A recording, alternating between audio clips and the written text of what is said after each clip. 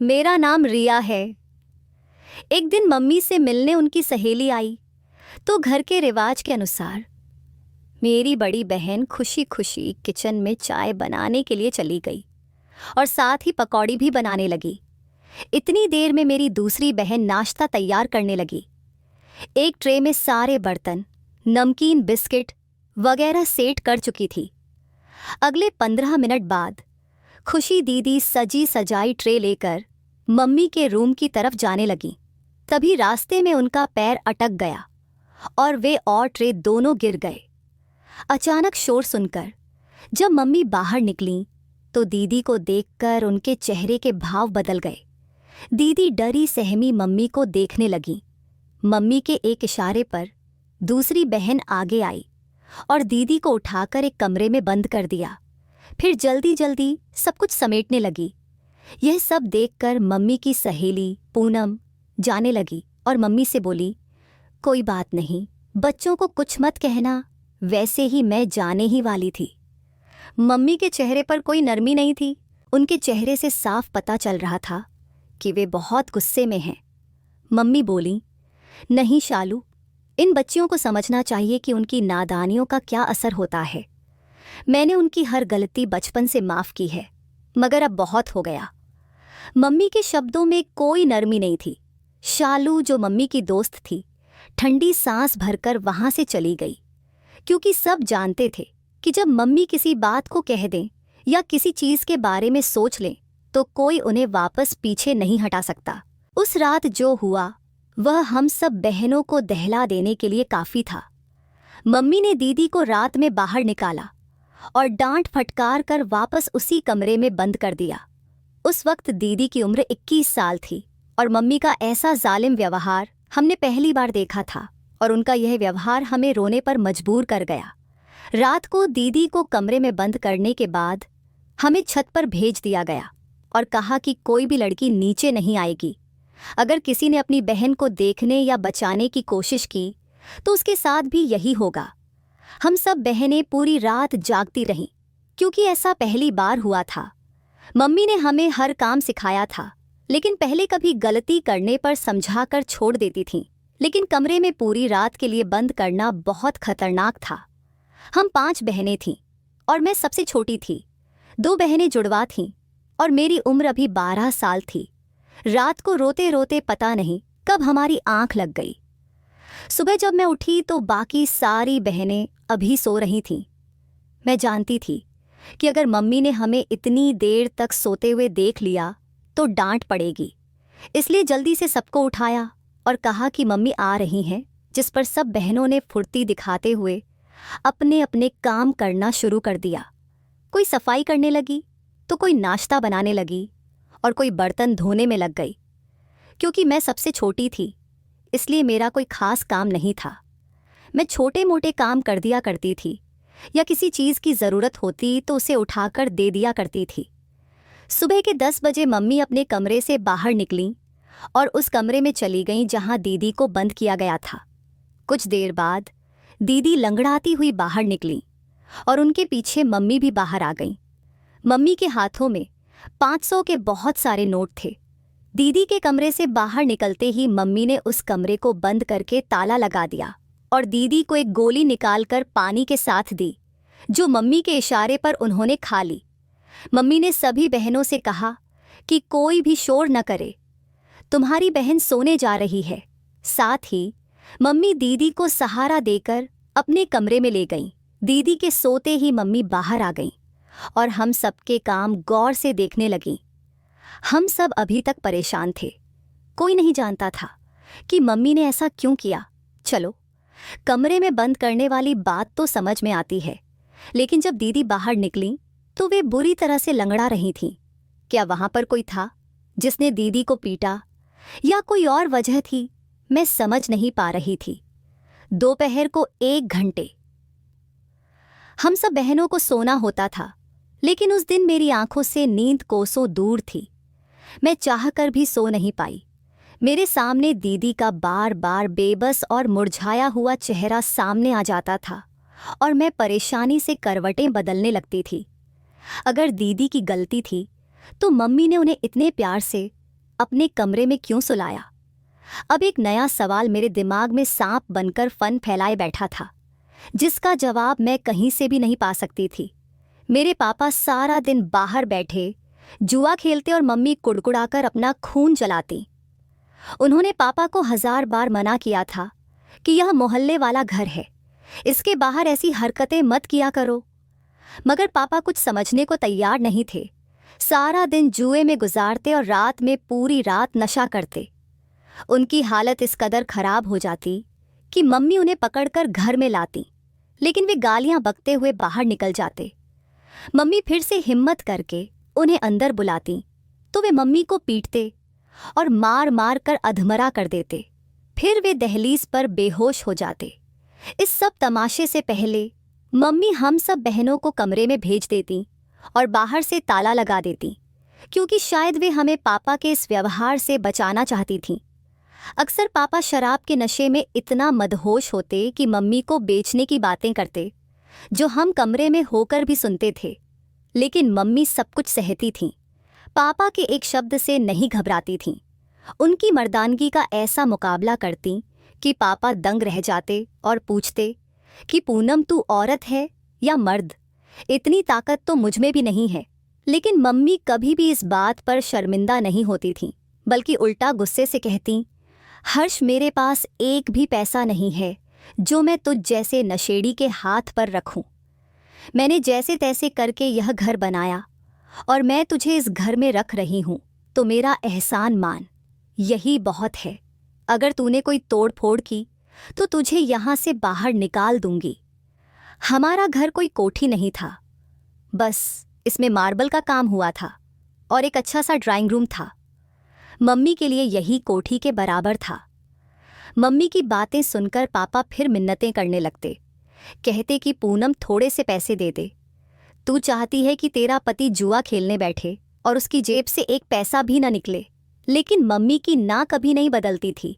फिर रात के नशे में जब पापा मम्मी को पीटते, तब मम्मी अलमारी में पड़े सारे पैसे पापा को दे देती।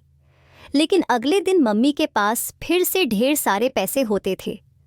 हम सब बहनें हैरान होती थीं कि पापा भी नहीं कमाते और मम्मी भी कोई काम नहीं करती, फिर इतने पैसे कहाँ से आते हैं? मगर यह बात मम्मी से पूछने की हिम्मत किसी में भी नहीं थी। हम सब मम्मी से बहुत डरते थे और यह डर दुगना हो जाता जब पापा हमारे सामने आ जाते। एक तो वे हर वक्त नशे में रहते और दूसरा मम्मी बहुत ज़्यादा बुरा मानती कि तुम्हारे पापा के सामने तुम में से कोई भी ना आए। तुम अपने पापा के सामने कम से कम आने की कोशिश करो, और जब वे नशे में हों तो बिल्कुल दरवाज़ा बंद करके बैठ जाओ। हम सबको मम्मी की बात हर हाल में माननी होती। मम्मी हम सबको छत पर सुलाकर जिस कमरे में दीदी को बंद किया था, उस कमरे में ताला लगा देती और खुद बाहर बैठी रहती। हमने 1-2 बार दीदी से पूछने की कोशिश की थी कि तुम्हारी टांग को क्या हुआ था, तुम क्यों लंगड़ा रही थी, जिस पर वे चुपचाप सिर झुका लेती और कुछ नहीं बोलती। दीदी की खामोशी पर सारी बहनों ने उनसे पूछना ही बंद कर दिया। लेकिन मेरे मन में बहुत सारी बातें चल रही थीं।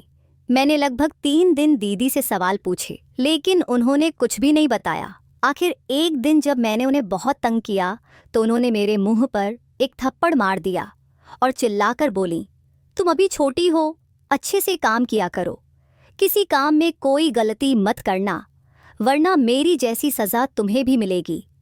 और अब भगवान की कसम है, तुम मुझसे मत पूछना कि क्या हुआ था। उनकी इस बात के बाद मैं अपना सवाल भूल गई और बहुत गुस्सा हो गई। दीदी से गुस्से में ही कमरे से बाहर आ गई। मुझे इतना गुस्सा आ रहा था और रोना भी आ रहा था। बार बार दिल में यही बात आती कि क्या हुआ था। मैंने तो बस यही पूछा था कि तुम लंगड़ा कर क्यों चल रही थी? ऐसी क्या सज़ा दी मम्मी ने? लेकिन दीदी ने कितना ज़ोर से थप्पड़ मारा। अब तो मैं उनसे बात नहीं करूँगी। इसी तरह रोते रोते मैं सो गई। मुझे लगा था कि मेरे बात न करने से मेरी बहन को फ़र्क पड़ेगा, मगर उसे तो किसी चीज़ से भी फ़र्क नहीं पड़ता था, सिवाय मम्मी के। मम्मी के एक इशारे पर वह खड़ी हो जाती, मम्मी के एक इशारे पर वह बैठ जाती। अब मम्मी रोज़ ही उसके कामों में कमियां निकालती। अगर कहीं मिट्टी का एक ज़रा भी दिखाई पड़ जाता तो मम्मी दीदी को उस कमरे में भेज देती और अगले दिन बेचारी लंगड़ाती हुई चलकर बाहर निकलती। मुझे ये देखकर दीदी के लिए तरस भी आता था और मम्मी के लिए नफरत बढ़ जाती थी। अगर सज़ा ही देनी थी तो फिर सुबह को आराम की गोली क्यों खिलाती थीं? बेचारी दीदी को मेरा गुस्सा भी 6-7 दिन में ख़त्म हो चुका था, क्योंकि मुझसे बहन की तकलीफ़ देखी नहीं जाती थी। एक दिन जब मेरी दूसरी बहन तनु से सब्ज़ी जल गई तो मम्मी बहुत गुस्सा हुई और रात के समय मेरी उस बहन को भी उस कमरे में बंद करके ताला लगा दिया। खुद हम सब बहनों को छत पर भेजकर बाहर कुर्सी पर बैठ गईं। हम सब बहनों को अब आदत हो चुकी थी तो हम सब बहनें सो गईं। मगर रात को जब मेरी आंख खुली तो देखा खुशी दीदी घुटनों में सिर दिए बैठी थी। मुझे लगा शायद उनकी टांग में दर्द हो रहा है, तभी वह ऐसे बैठी हैं। जल्दी से दीदी के पास गई और उनका सिर उठाया तो वह बहुत बुरी तरीके से रो रही थीं। मैं घबरा गई कि हे भगवान, ज़्यादा दर्द हो रहा है। वैसे भी पापा नशा करके पड़े हुए होंगे तो दीदी को डॉक्टर के पास कौन लेकर जाएगा। दीदी क्या हुआ है, दर्द हो रहा है, मैं मम्मी को बुलाऊं? दीदी ने मेरी पहली बात का कोई जवाब नहीं दिया, लेकिन जब मैंने मम्मी को बुलाने की बात की तो वह चौंक गईं और जल्दी से अपने आंसू पोंछ लिए। कहने लगीं, नहीं रिया, मम्मी को नहीं बुलाना और मुझे दर्द नहीं हो रहा, मैं किसी और वजह से रो रही हूँ। यह बात सुनकर मेरा शक फिर से जाग गया। कौन सी बात है दीदी, मुझे भी बताओ। मैं धीरे से दीदी के और करीब आ गई, क्योंकि मुझे ऐसा लग रहा था कि आज दीदी मुझे सब कुछ बता देंगी, लेकिन ऐसा नहीं हुआ। दीदी ने फिर एक बार मेरी उम्मीदों पर पानी फेर दिया और मुझे कुछ भी नहीं बताया। वह मुझसे सिर्फ इतना बोली, रिया, तुम कोई भी गलती कभी मत करना, इतना अच्छा काम करना कि तुम्हें मम्मी कभी भी कोई भी सज़ा न दे सके। मैं उनकी बातें ध्यान से सुन रही थी। फिर पूछा, दीदी तुम क्यों रो रही हो? मैं उनकी बात पर बहुत ज़्यादा हैरान थी। तभी दीदी ने दिल से मचलता हुआ सवाल ज़बान पर ला दिया, कुछ नहीं, बस मुझे तनु की फिक्र है जिसे मम्मी ने कमरे में बंद कर दिया है, मैं इसीलिए रो रही हूँ। दीदी की बात से मुझे थोड़ी सी सहानुभूति हुई। दुख तो होना चाहिए, लेकिन तुम भी तो देखो तनु दीदी ने सब्जी कितनी बुरी तरीके से जलाई और नतीजे में हमने आज रात का खाना भी नहीं खाया। मुझे सब्जी जलने का बहुत बुरा लगा था। आज मेरा मनपसंद खाना बन रहा था। मुझे दीदी की बात से सहानुभूति तो हुई, लेकिन दीदी की तरह दुखी नहीं हो पाई। तनु दीदी ने सब्जी कितनी बुरी तरीके से जलाई और नतीजे में हमने आज रात का खाना भी नहीं खाया। मेरी बात पर दीदी की रोती हुई आंखें एकदम से छोटी हो गईं और फिर अगले ही पल उन्होंने मेरी कमर पर एक जोरदार घूंसा मार दिया। कितनी खुदगर्ज हो तुम, रिया, उधर तुम्हारी बहन को सज़ा मिल रही है और तुम ऐसी बातें करके मेरा दिल जलाने पर तुली हुई हो। भगवान से दुआ करो कि कभी तुम पर ऐसा वक्त ना आए जब तुम्हें पता चलेगा कि असली गम क्या होता है। मेरा सारा गुस्सा झाग की तरह बैठ गया। मैं अपनी दीदी को घूरती हुई वापस अपनी जगह पर आकर लेट गई। मैं यह कहती हुई लेट गई कि करवा लो मुझसे अब अपने छोटे मोटे काम, बड़ी कहीं की। मेरी यही परेशानी थी कि मैं बहुत ज़्यादा जज्बाती थी। अगले दिन जब मम्मी ने तनु दीदी को भी कमरे से बाहर निकाला तो उन्हें एक गोली देकर अपने कमरे में सुला दिया और हम सब बहनों को मना कर दिया, इस ओर बिल्कुल भी मत जाना, अगर किसी ने शोर किया तो अच्छा नहीं होगा। मम्मी के शब्द हमें हमेशा ही डरा देते थे, तो मैं भी दुबक कर एक कोने में बैठ गई। मैंने सोच लिया था कि शाम को तनु दीदी से पूछूंगी। वह थोड़ी ना दीदी की तरह हैं, जो कुछ बताए ही ना। मुझे यकीन है आज सब कुछ पता चल जाएगा।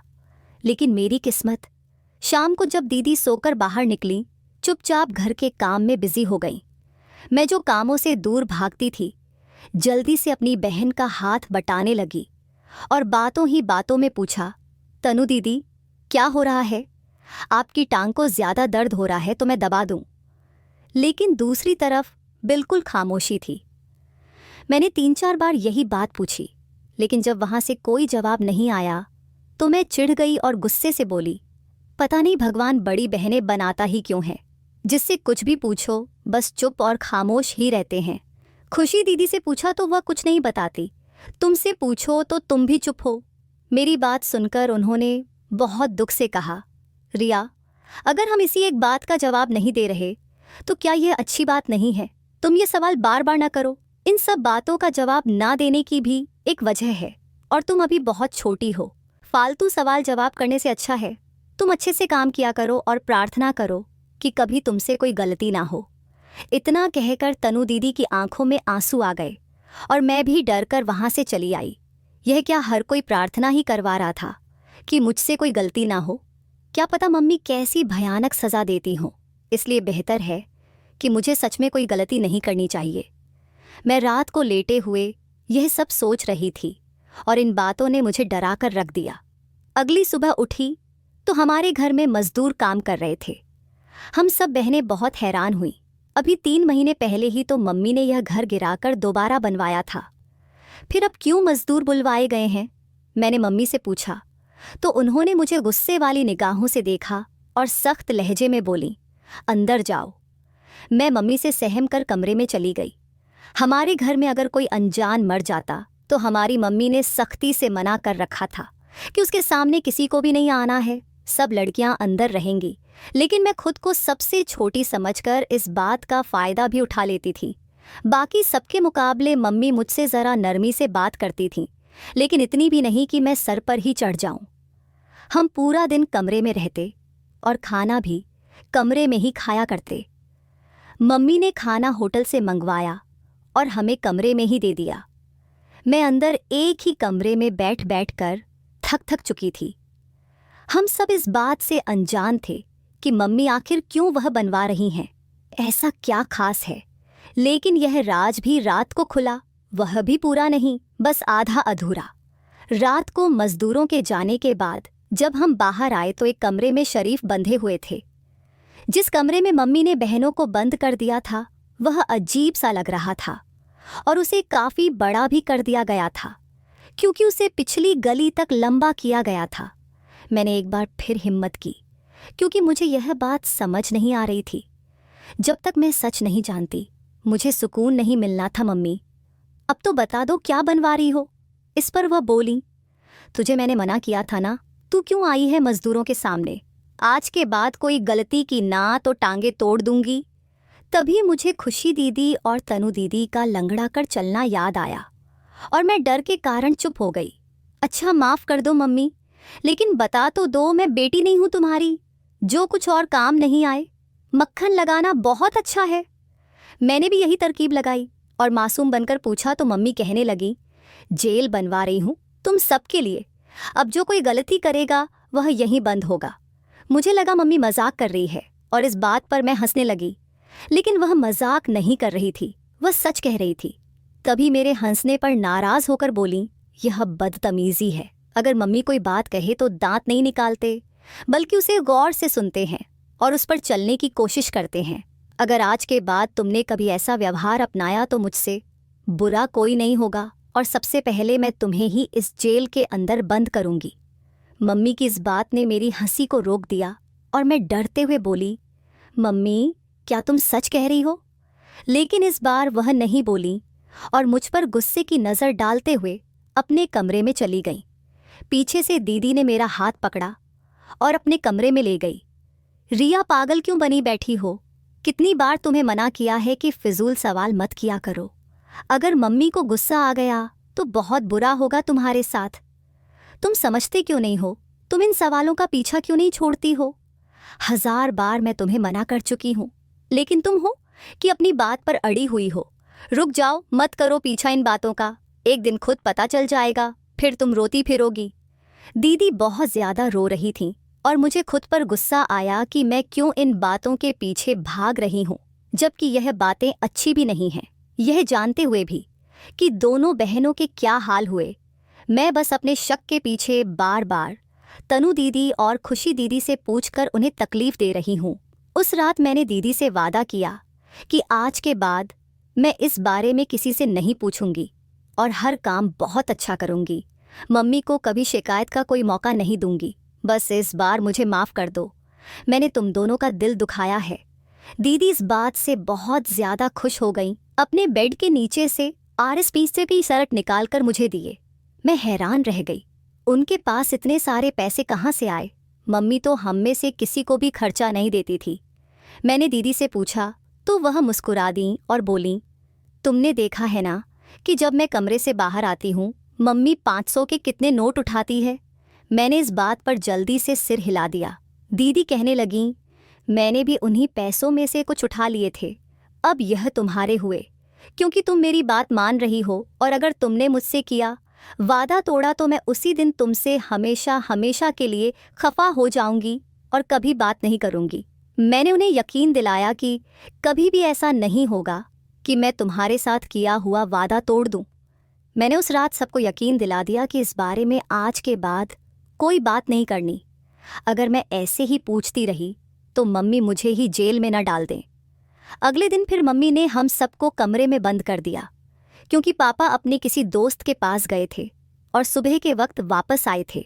उस दिन भी पापा ने मम्मी से पैसे मांगे और मम्मी ने देने से मना कर दिया, जिस पर दोनों के बीच में एक बहुत बड़ा झगड़ा हुआ। यहाँ तक कि पापा मम्मी को मारने पीटने लगे और मम्मी पापा से अपना बचाव करने की कोशिश करने लगी। लेकिन पापा ने स्टील का फूलदान उठाया।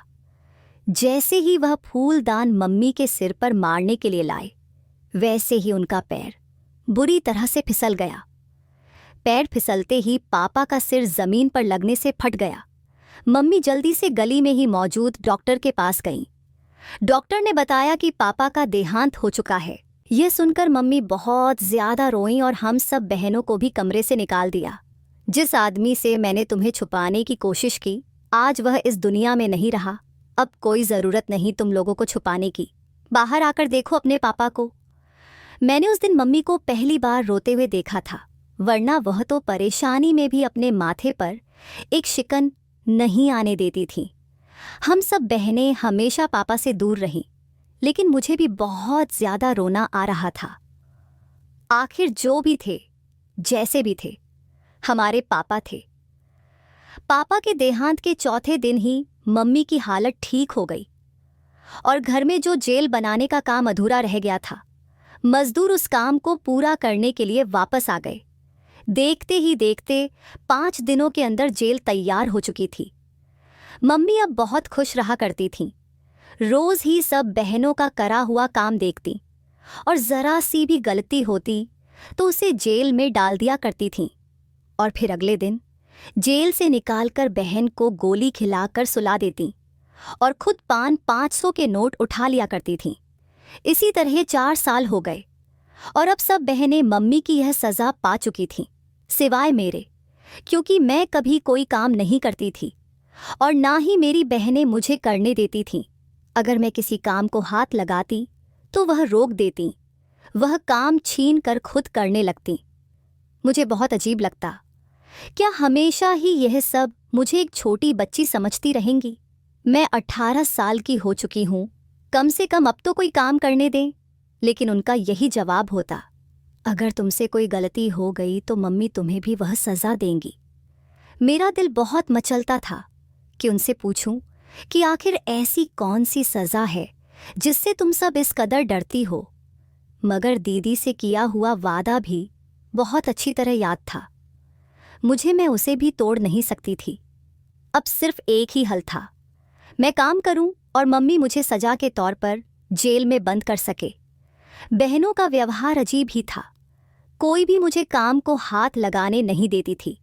मेरा शक भी 7वें आसमान पर पहुंच गया। एक दिन मैंने खाना खाया, जल्दी से शीशे के गिलास में पानी पीकर गिलास को हाथ मारा, जिसके नतीजे में अगले ही पल गिलास टूट गया। मम्मी गुस्से से मेरी तरफ आईं, लेकिन अगले ही पल उनके चेहरे पर अजीब सी मुस्कुराहट थी। उन्होंने मुझे जेल में बंद करने को कहा और कहा, अच्छी तरह खा पी लो, बाद में पूरी रात कुछ भी नहीं मिलेगा। मैंने किचन में जाकर अच्छी तरह खाना खाया। मेरे पीछे मेरी एक बहन चली आई और मेरा दुपट्टा उड़कर खुद उन्होंने घूंघट निकाल लिया। मैं चौंक पड़ी, नहीं, मुझे खुद जाना है।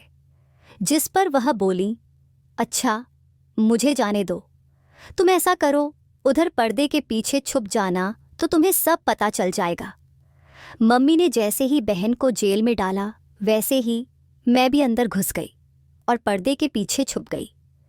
जेल बंद होने के बाद मेरी तो जान निकल गई। वहां की दीवार एक तरफ को खुलने लगी। सामने ही खूबसूरत कमरा था जिसमें जमीन पर कालीन बिछा था और इधर उधर सोफों पर अलग अलग मर्द बैठे थे। थोड़ी देर बाद ही एक लड़की मेरी बहन को दूसरे पर्दे के पीछे लेकर गई। जब बहन वापस आई तो वह बहुत ज्यादा सुंदर लग रही थी, किसी दुल्हन की तरह।